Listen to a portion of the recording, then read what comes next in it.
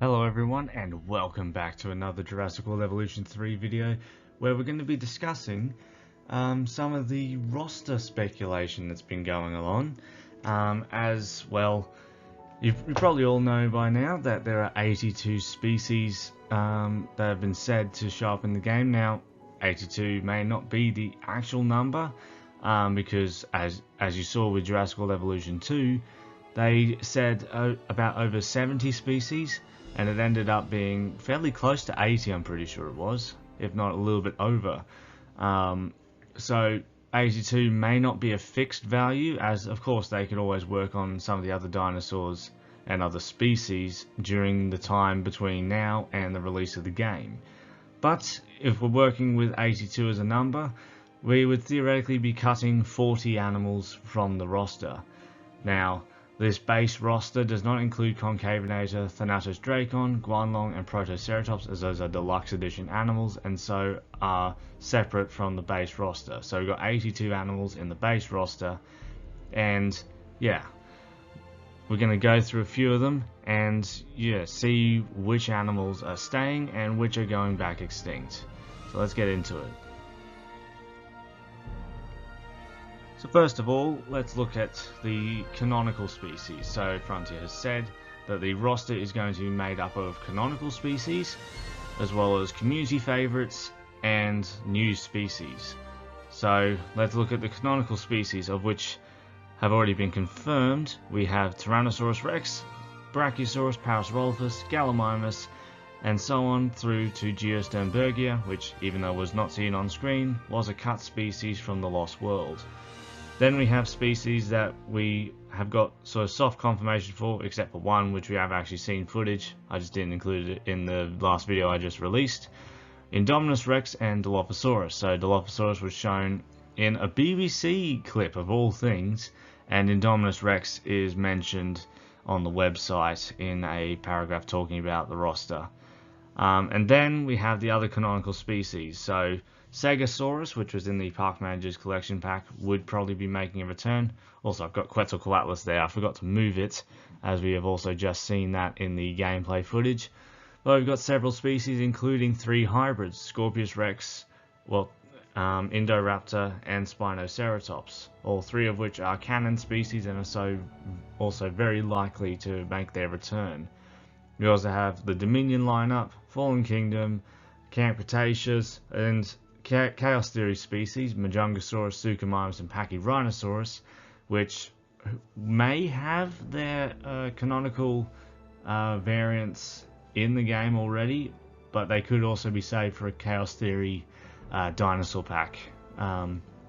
It's a possibility, as Beckel Spinax is the only new species that would be coming to the game in that case, and so wouldn't really get too much in terms of skins, variants, and new species, as you only get 1 new species, 3 variants, and I don't know really how many skins you would get.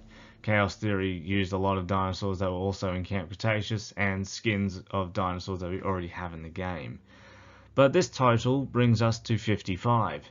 So we're almost there. So you can expect all these canon species, I would say, are pretty much confirmed. I mean, of course they can cut some, but I don't know why they would, given these animals do have a place in the franchise. Whether it's off-screen, on-screen, in the movies, or in the shows, they are present in the canon. And so with 55 species, that leaves us with 27. Another game that I would say has had a large effect on Jurassic World Evolution's roster is Operation Genesis. So Jurassic Park Operation Genesis, the species remaining from that, excluding 1, because I wanted to make room for other species. We have Acrocanthosaurus, Albertosaurus, Camarasaurus, Carcharodontosaurus, Homalocephali, Styracosaurus, and Dryosaurus. Now, I dropped Torosaurus from this roster, as Torosaurus isn't really a dinosaur I used very much, and given its similarities to Triceratops, I don't know if a lot of players would really notice it. But Torosaurus could also come into the roster, but in this case I'm playing with the fact that it might not return. I mean, Camarasaurus is another species that doesn't necessarily have to return, but I would say it could, because it is a major sauropod from the Morrison Formation in Colorado. I believe it's Colorado at least. But it's a fairly famous sauropod from the Jurassic, and they are all Operation Genesis dinosaurs. And if we are using just this 7, we bring ourselves to 62.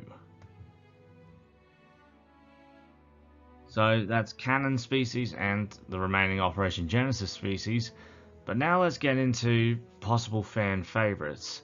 So we're now looking at possibly 16, because Evolution 2 released with 4 new dinosaurs. However, we may not know how many new species would actually be in the base roster of Jurassic World Evolution 3. There could be more than we think.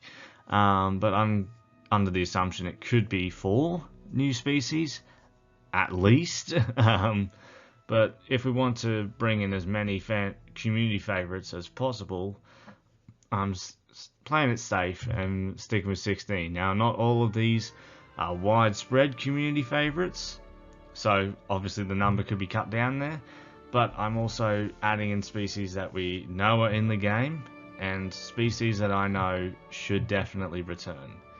So let's begin with the 2 fish of Jurassic World Evolution 2 making their return, Dunkleosteus and Megalodon, both confirmed through scenery pieces in the game. The Dunkleosteus was confirmed via the trailer. If you look closely in the shot where the baryonyxes are escaping, you can see an arch shape that makes the shape of a Dunkleosteus.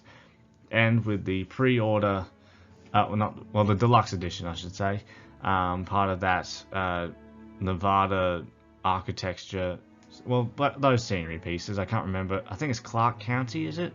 There's a fountain in there that has Megalodon decor, so Megalodon is almost guaranteed. It is guaranteed, because honestly, I couldn't see them just dropping Megalodon after we wanted it for so long.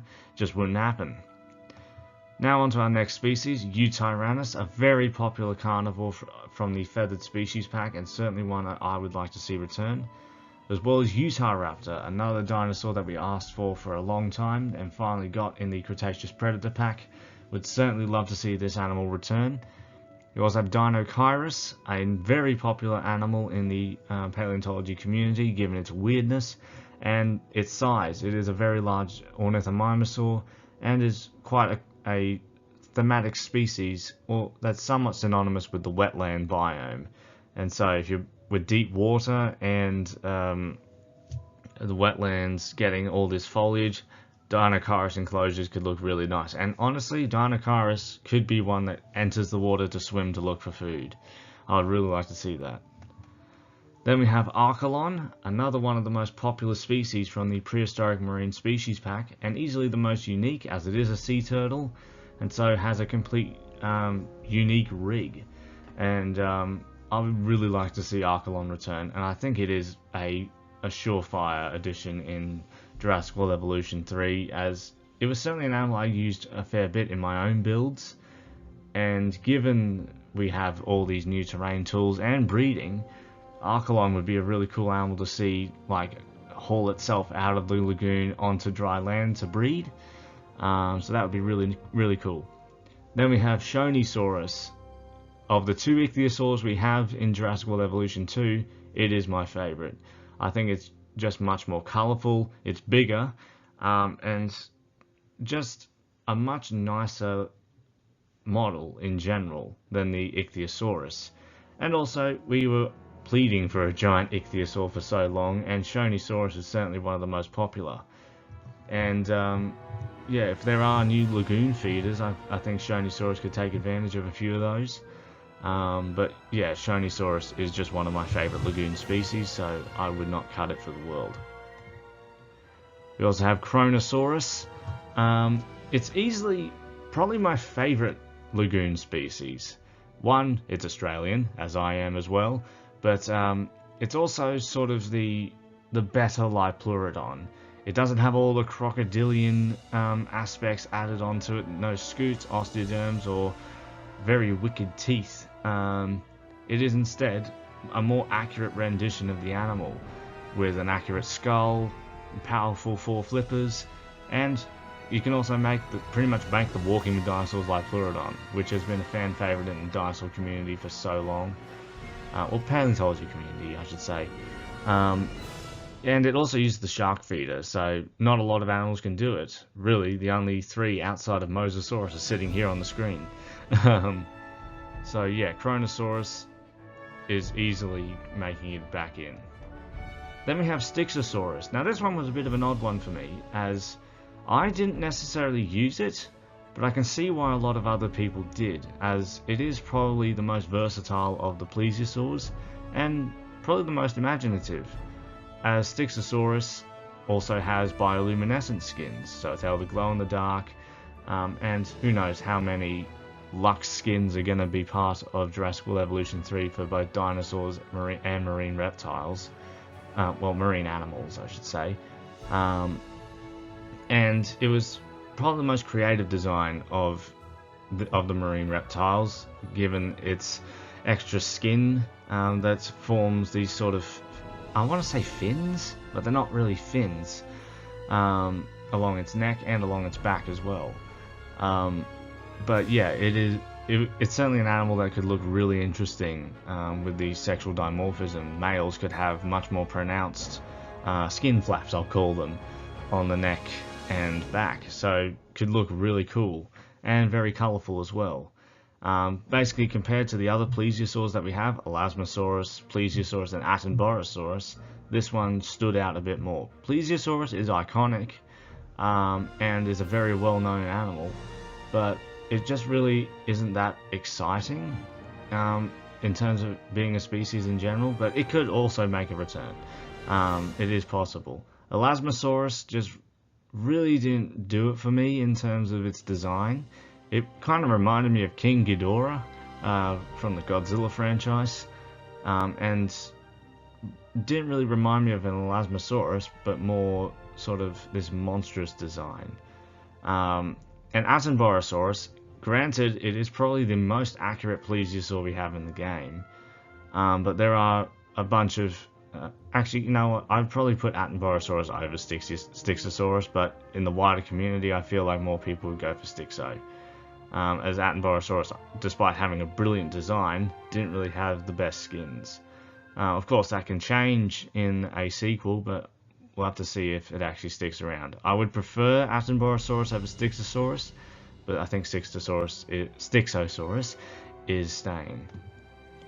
Then we move on to the 2 flyers that are on this slide.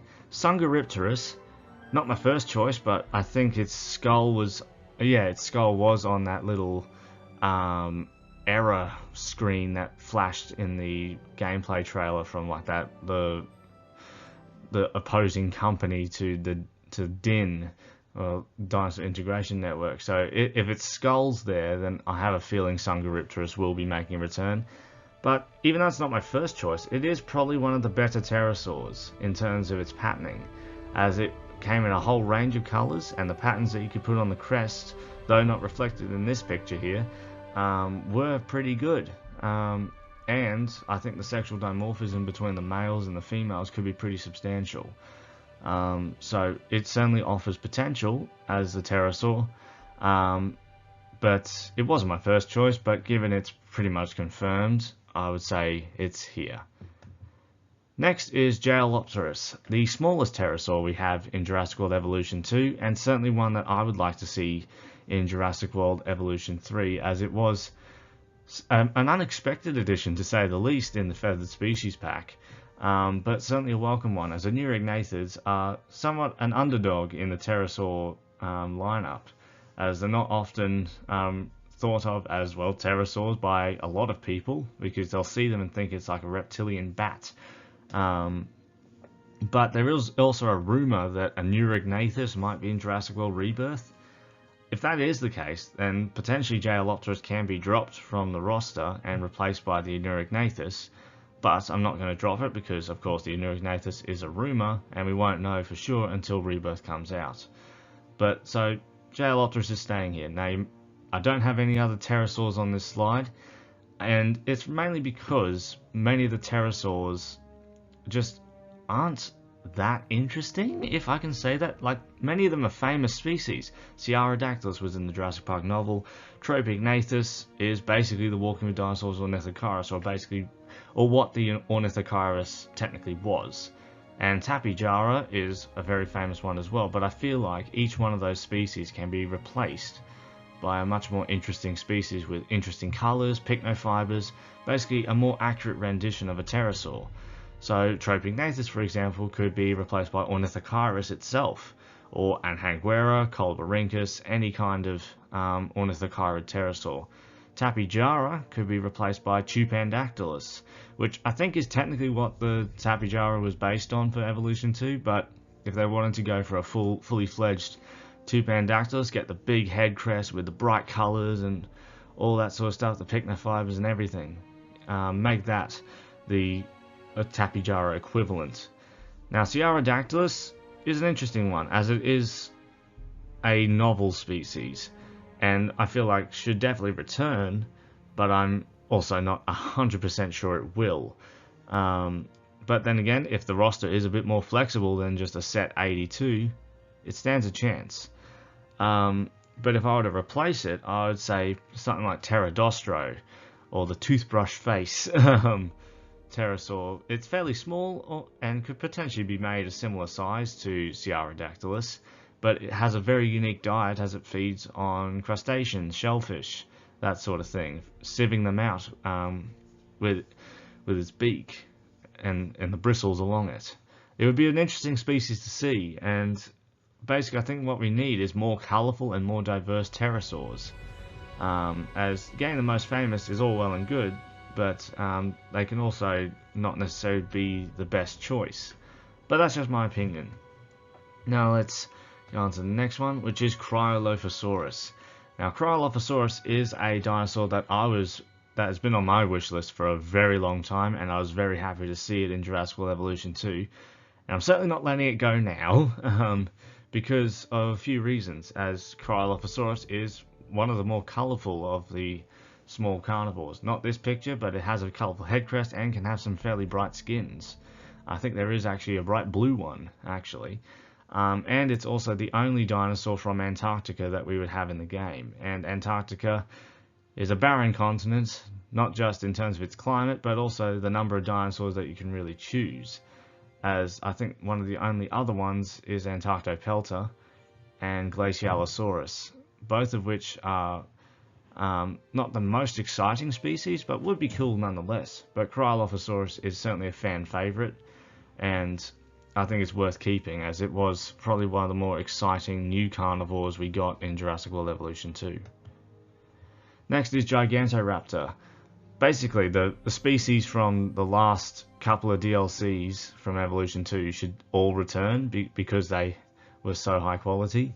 Gigantoraptor is a very cool species, a large oviraptoran dinosaur, and is also an omnivore. So keeping all the omnivores, I think, has great benefit to Evolution 3's roster, as it adds more diversity. And Gigantoraptor is as diverse as it gets, really, because it is a giant, for one. Like, it's taller than most of the predators we have in Jurassic World Evolution 2.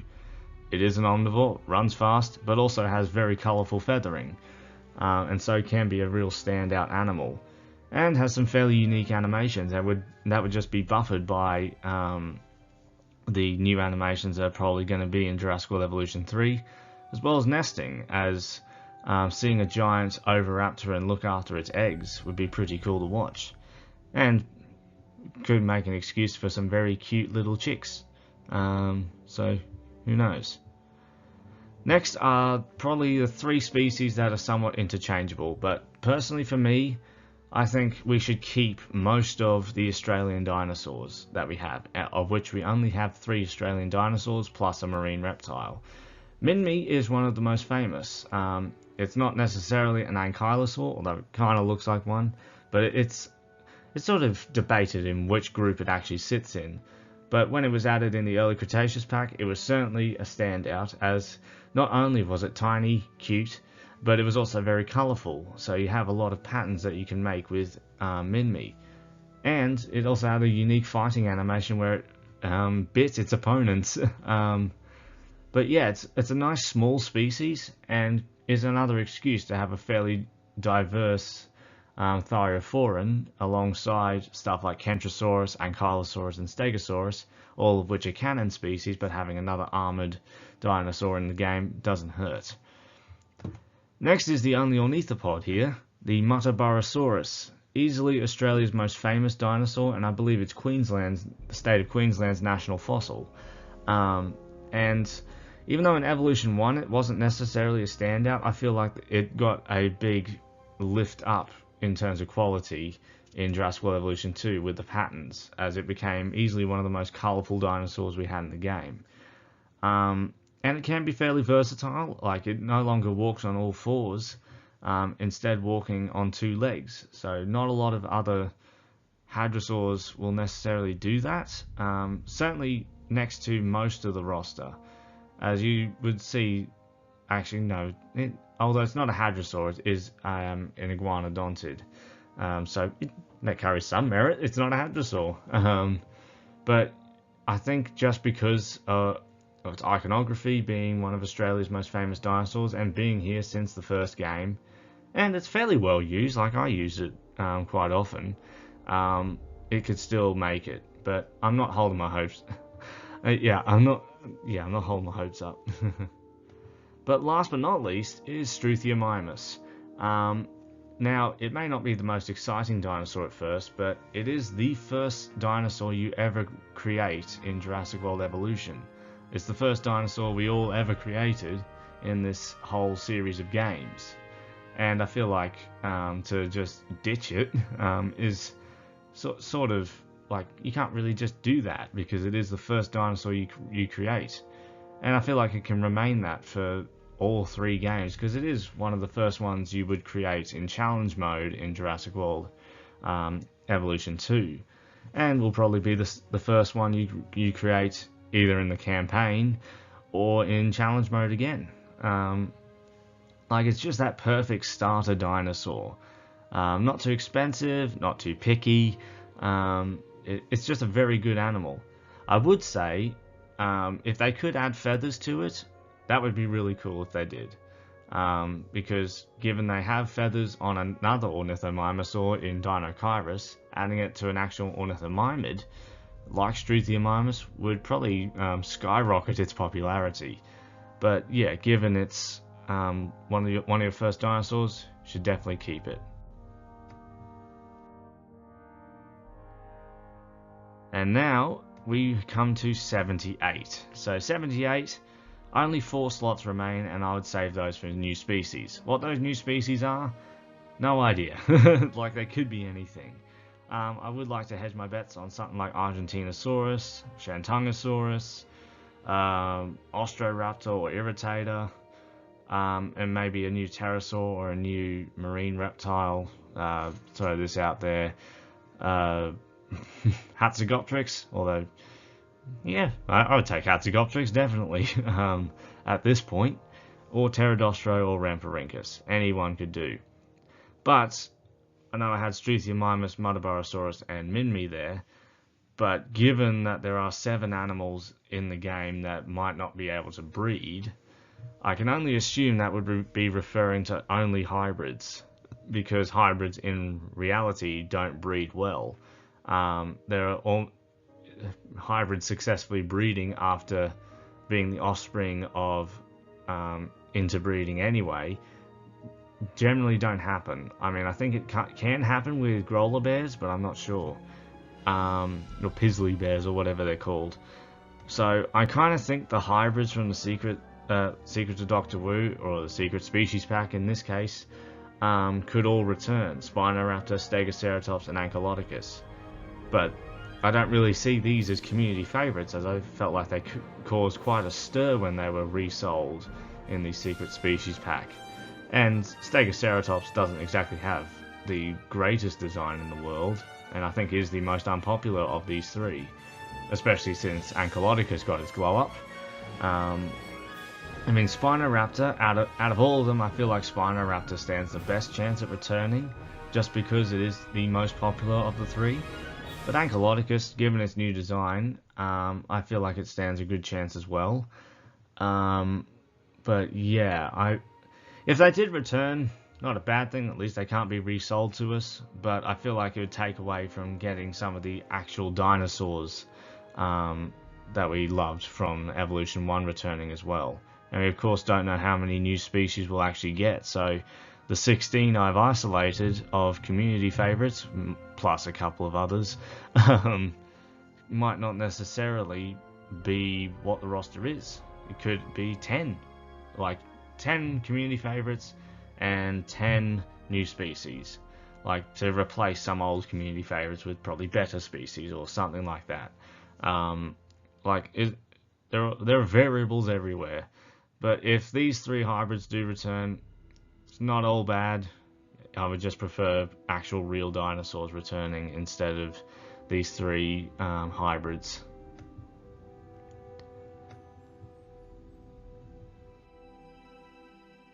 However, in terms of the species that we would lose, like there are plenty of species to name here.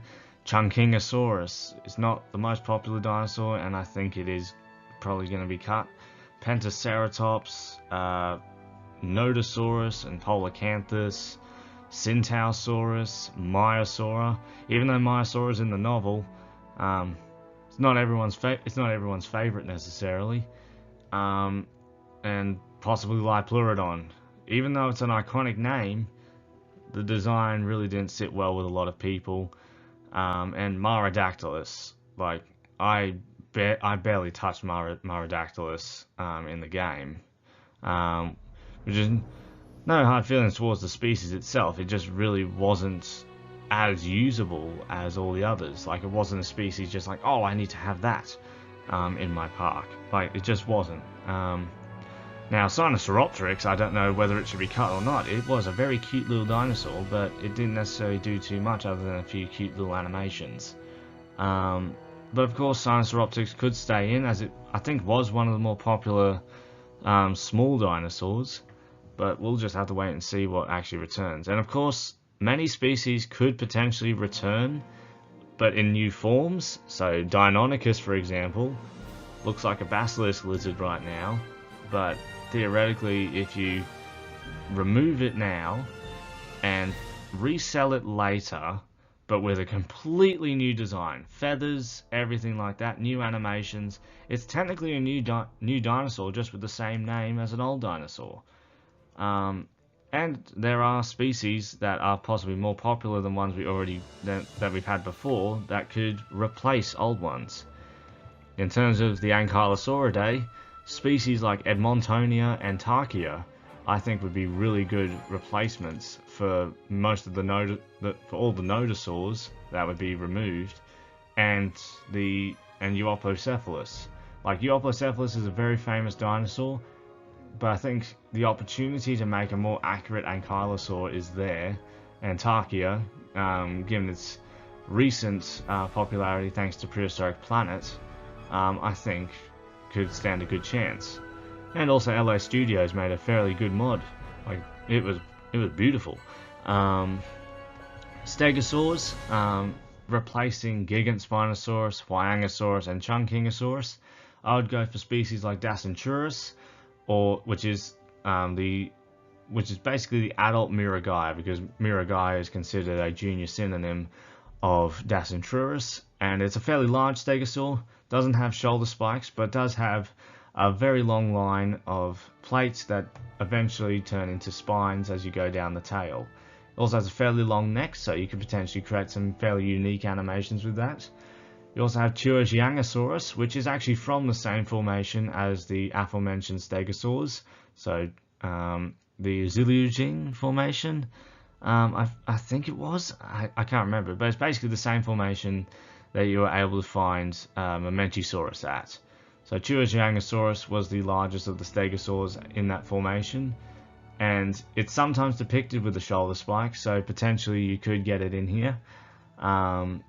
So yeah, and there's also opportunity for making some pretty colourful members of both those Thyrophorans.